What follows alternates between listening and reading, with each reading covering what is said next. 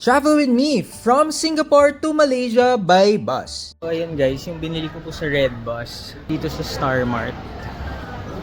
Tapos ang pinakamalapit sa akin kasi na-pick up, Golden Mile, ayan, Golden Mile. Meron din naman sa Klook na nabibili. At ito kasi parang mas late yung alis. By the way guys, mga 30 minutes to 1 hour kayo pumunta kasi kailangan nyo pang i-claim.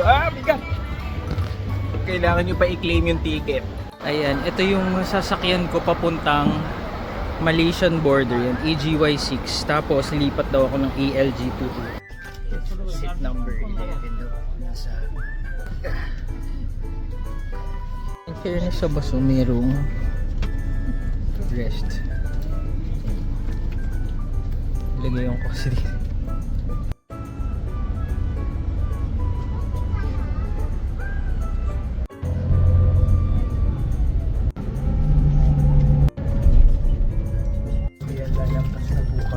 Punta na po kami sa immigration. Wala tayong photos. Mga 30 minutes ish lang punta dun sa immigration.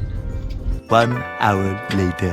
Ayan, nakabalik na kami ng bus. So yung next na parang ang nangyari, departure from Singapore.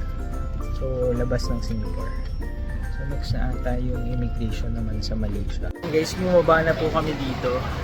Sa Malaysian immigration naman to. Sana mabilis. Moments later. Ay, sobrang bilis na lang ng immigration ngayon ng Malaysia. Wala pang 20 minutes. Tapos na.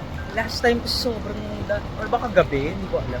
Pero wala pang 20 minutes. Okay na. So lumipat po kami ng bus. Kanina yung pa-KL. Tapos nilipat kami dito sa Malacca. Punta na kami Malacca.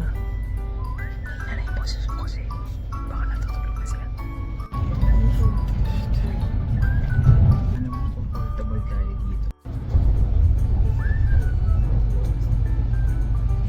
3 hours later. So nandito na po kami sa Malacca Central. Tapos nandito po ako sa bus stop. Wala ng tao. Nakakatakot.